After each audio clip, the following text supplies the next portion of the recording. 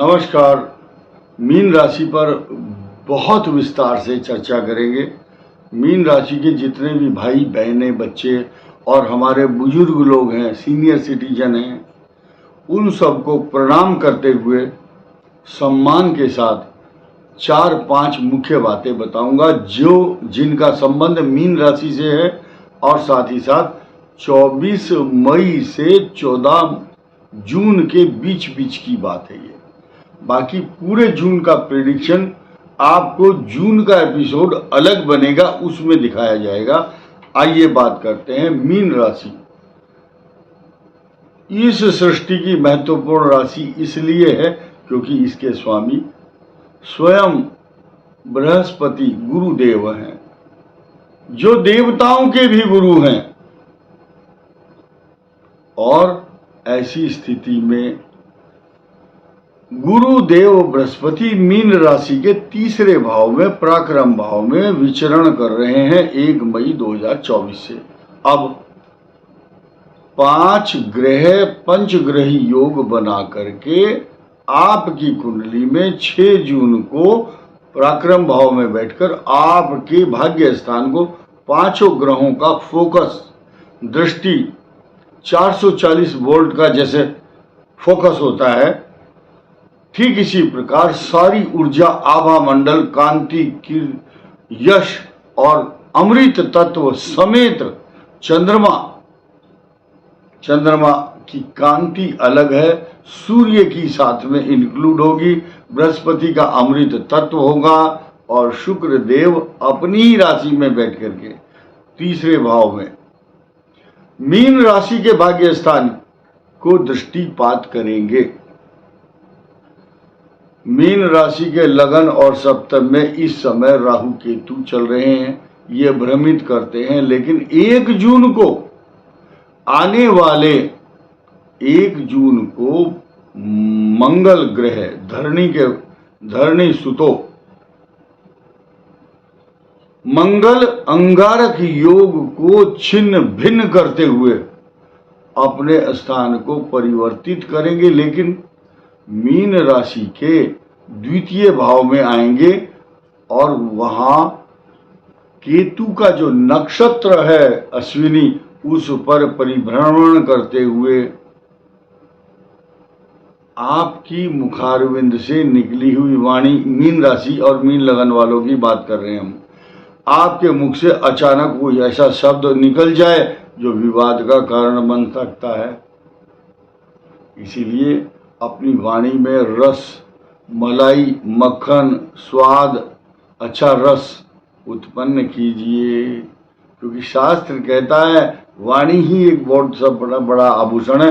वाणी आपको सम्मान दिला सकती है, वाणी ही अपमान कराती है, वाणी ही धन दिलाती है, वाणी से ही संस्कार उत्पन्न होते हैं, वाणी से ही आदमी नेता बनते हैं और वाणी के द्वारा ही अंडे, टमाटर, पत्थर फेंकते हैं लोग नेताओं के ऊपर, अगर शब्द अच्छे नहीं हैं तो। इसलिए श्लोक भी कहा गया है, वाणी का समलं करोति पुरुषं या संस्कृता धार्यते क्षीयन्ते खलु भूषणानि सततम वाग्भूषणम भूषणम। वाणी जो है आभूषणों का भी आभूषण है। अगर थोड़ा सा बोलते हैं ना, सावधानी हटी और दुर्घटना घटी। इसीलिए आज के परिवेश में आप देख रहे होंगे समाज में एक विषैला वातावरण। देखिए प्रदूषण कितने प्रकार का होता है, 2-3 सुने होंगे। एक नया प्रदूषण बता रहा हूं मैं आपको, ध्वनि प्रदूषण। ये शोर, डीजे बजा रहे हैं, शोर कर रहे हैं, तो ये भी उन्माद है, पागलपन है ये, जो दूसरों का ध्यान नहीं रखता। आप अपना डंडा उतनी दूर तक घुमा सकते हैं जहां तक दूसरे की नाक शुरू नहीं होती, सीमा में रहिए।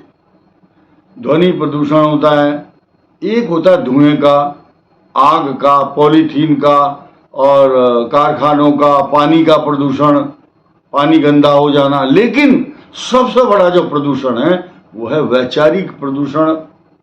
विचारों का प्रदूषण,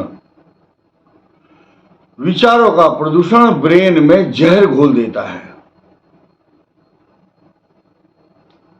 वो शब्द है जो समाज को प्रेम करना सिखाता है, वसुधैव कुटुंबकम, अयम निज परो वेति, ये मेरा है, ये पेरा है। ये ऐसे विचार बहुत छोटी मानसिकता के लोग करते हैं, और बुद्धिमान लोग वसुधैव कुटुंबकम की बात करते हैं कि पूरी वसुधा, मैंने पृथ्वी के ऊपर जितने भी लोग रह रहे हैं यही हमारा कुटुंब है। वैचारिक प्रदूषण अगर मन में आ गया तो शब्दों से बार बार अच्छी बात नहीं निकलेगी। सांप्रदायिक बातें करना ये भी एक वैचारिक प्रदूषण है। ये धार्मिक उन्माद है। उन्माद शब्द का अर्थ आयुर्वेद में बताया गया है पागलपन। हम देखते हैं बहुत से लोग, धर्म में आस्था तो होनी चाहिए, धर्मांधता नहीं होनी चाहिए, पागल नहीं होना चाहिए, जिससे कि हम अपनी डिसिप्लिन मर्यादा को भूल जाएं। अभी ये उत्तराखंड के अंदर जो धार्मिक यात्राएं हो रही हैं उसमें अधिक भीड़ होने के कारण कई बार दुर्घटनाएं होती हैं। तो मैं निवेदन करूंगा कि उस तरफ भी आप ध्यान दें, भाषा की मर्यादा पर, धर्म पर, और भीड़ से बचने के लिए अपने आप को अच्छा रखना है, स्वस्थ रखना है।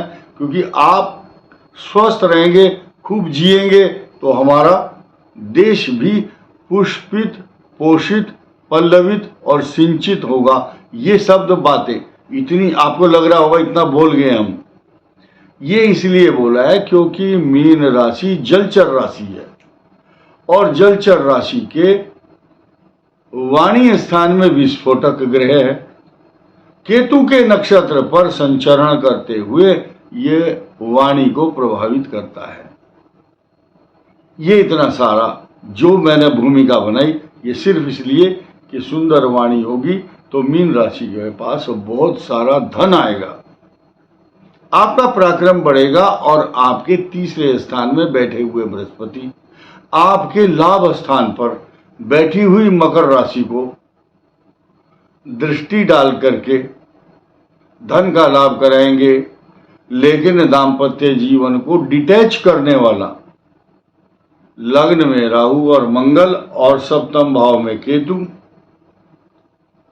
ये दाम्पत्य जीवन में कुछ मिसअंडरस्टैंडिंग के साथ साथ अशांति, क्लेश, और जो लाइफ पार्टनर है या आपके व्यवसाय के पार्टनर हैं या जो भी लोग आजकल आपके साथ छल कर रहे हैं, पीठ में छुरा घोंपने के लिए की कोशिश करते हैं, ऐसे समय पर मीन राशि के लिए षड्यंत्रकारी लोग पैसे के पीछे पड़े हुए हैं आपके, कि बस एक बार इनसे किसी भी तरह से पैसा ले लो।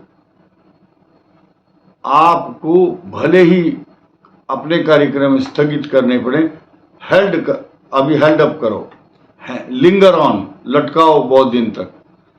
पैसा खर्च करते समय बहुत सावधानी, फ्रॉड हो सकता है आपके साथ, झूठ बोल करके कोई धन ले सकता है। और मीन राशि के लिए सबसे बड़ी बात करने जा रहा हूं कि 12th हाउस में जो शनि है वो अब वक्री होगा 29 जून को, तो 140 दिन तक it will give you benefit. आपको धन, धर्म, अच्छा व्यवसाय, अच्छा स्वास्थ्य, सब कुछ देने का प्रयास ये सारे ग्रह करेंगे। शनि की साढ़े साथी बहुत कष्ट देगी ऐसा नहीं है, इससे डरने की कोई आवश्यकता नहीं है। इस वीडियो में इतना ही। धन्यवाद, नमस्कार।